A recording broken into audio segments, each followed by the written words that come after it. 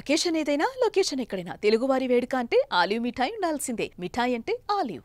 देखो 3 जने की सूचना है बाकी हजे कोई और सूचना नहीं ते ये भी बर्न इंजरीज है मोस्ट ऑफ दी बाकी जाके अंदर देखें सर किन्ने के धमाके होए सर किन्ने के धमाके होने की बात सुनी धमाके कीते गए पाकिस्तान चलो जेडे ड्रोन सीगे उन्होंने मेजॉरिटी ड्रोन ਨੂੰ ਜਿਹੜੇ ਆਰਮੀ ਵੱਲੋਂ ਨਿਊਟਰਲਾਈਜ਼ ਕਰ ਲਿਆ ਬਾਕੀ ਜਿਹੜੇ ਕੁਝ ਆਹ ਜਿਵੇਂ 21 ਹੋਇਆ ਜਿਹੜਾ ਇਨਸੀਡੈਂਟ ਜਿਹੜਾ ਸਾਹਮਣੇ ਆਇਆ ਬਾਕੀ ਸਾਰੇ ਸਾਡੀ ਟੀਮਸ ਬਾਹਰ ਹੈ ਤੇ ਅਸੀਂ ਦੇਖ ਲਾਂਗੇ ਜੇ ਕੁਝ ਵੀ ਹੋਊਗਾ ਪ੍ਰਸ਼ਾਸਨ ਦੇ ਨਾਕਾਮੀ ਨਹੀਂ ਮੰਨਦੇ 4 ਤੋਂ 5 ਫਾਇਰ ਉਸ ਤੋਂ ਬਾਅਦ ਬਲੈਕਆਊਟ ਕੀਤਾ ਗਿਆ ਲਾਈਟਾਂ ਸਰਵੇ ਚੱਲ ਰਹੀ ਸੀ ਨਹੀਂ ਉਹ ਤਾਂ ਇਮੀਡੀਏਟਲੀ ਜਦੋਂ ਸਾਡੇ ਕੋਲ ਇਨਫੋਰਮੇਸ਼ਨ ਉਹਦੀ ਆਈ ਸੀ ਉਦੋਂ ਹੀ ਨਾਲ ਦੀ ਨਾਲ ਅਜੇ ਤੱਕ ਇਹੀ ਇੰਜਨ ਹੋਣ ਦਾ ਮਾਮਲਾ ਸਾਹਮਣੇ ਆਇਆ ਕੋਈ ਹੋਰ ਮਾਮਲਾ ਸਾਹਮਣੇ ਆਇਆ ਹੋਰ ਕੋਈ ਨਹੀਂ ਸਾਹਮਣੇ ਆਇਆ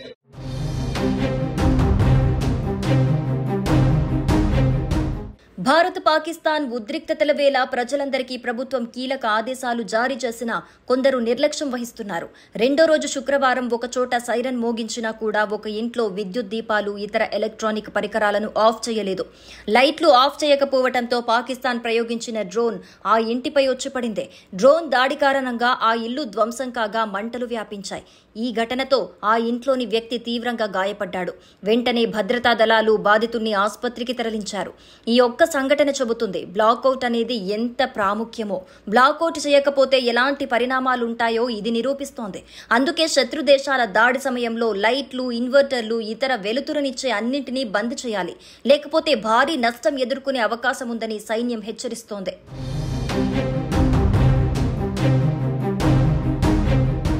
భారత్ పాక్ ఉద్రిక్తతల నేపథ్యంలో ప్రధాని మోడీ నివాసంలో కీలక భేటీ నిర్వహించారు.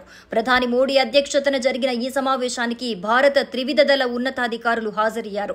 Chief of defence staff general Anil Chauhan, జాతీయ భద్రతా సలహాదారు అజిత్ దోవల్ కూడా ఈ భేటీలో పాల్గొన్నారు. పాక్ చేసిన దాడులు, దానికి కౌంటర్ గా భారత ప్రతిదాడులకు సంబంధించిన పరిణామాలను అధికారులు ప్రధానికి వివరించారు. ఉద్రిక్తతల వేళ త్రివిధ దళాధిపతులతో ఒకేసారి ప్రధాని భేటీ కావడంతో ఈ సమావేశానికి ప్రాధాన్యత సంతరించుకుంది. ఇక మరోవైపు టెరిటోరియల్ ఆర్మీని రంగంలోకి దించేందుకు కేంద్రం సమాయత్తమైంది. దీనికోసం భారత ఆర్మీ చీఫ్ కు కేంద్రం మరిన్ని అధికారాలను అప్పగించింది. డ్రోన్లు, మిసైల్స్ తో దాడులు చేసిన పాక్ ను భారత్ సమర్థంగా అడ్డుకుంది. ఆ రెండు విఫలం కావడంతో పాక్ మరో కుతంత్రానికి తెర తీసేందుకు ప్రయత్నిస్తున్నట్టుగా తెలుస్తోంది. సరిహద్దు ప్రాంతాల్లో దాడులు చేసి భారత్ ను ఇబ్బంది పెట్టాలనేదే పాక్ పన్నాగం.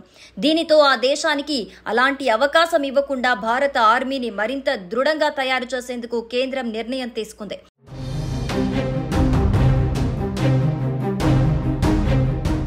ఈ మేరకు భారత ఆర్మీ చీఫ్ కు మరిన్ని అధికారాలు అప్పగిస్తూ ఉత్తర్వులు జారీ చేసింది. అవసరమైతే టెరిటోరియల్ ఆర్మీని రంగంలోకి దించాలని స్పష్టం చేసింది.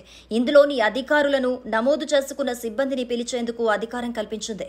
రెగ్యులర్ ఆర్మీతో కలిసి పనిచేసేందుకు సిద్ధంగా ఉండాలని కేంద్రం సూచించింది. టెరిటోరియల్ లేదా ప్రాదేశిక ఆర్మీ గురించి సింపుల్ గా చెప్పాలంటే సైనిక రిజర్వ్ ఫోర్స్.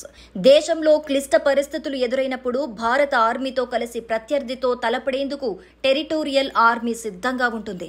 ఇందులోని సిబ్బంది, అధికారులకు రెగ్యులర్ ఆర్మీ తరహాలోనే శిక్షణిస్తారు. వీరంతా బయట ఉద్యోగాలు చేసుకుంటూనే వాలంటీర్ గా సైన్యంతో పనిచేస్తుంటారు. 1948లో భారత టెరిటోరియల్ ఆర్మీ చట్టం ఆమోదించారు. ఆ తర్వాత 1949లో అధికారికంగా ప్రారంభమైంది. ప్రస్తుతం దాదాపు 50,000 మంది వరకు ఈ ఆర్మీలో ఉన్నట్లుగా సమాచారం. వీరంతా రెగ్యులర్ ఆర్మీలో భాగమే అయినప్పటికీ నిరంతరం సైన్యంతోనే ఉండరు. అవసరమైన సందర్భాల్లో కథన, ప్రకృతి వైపరీత్యాల్లో రంగంలోకి దిగుతారు.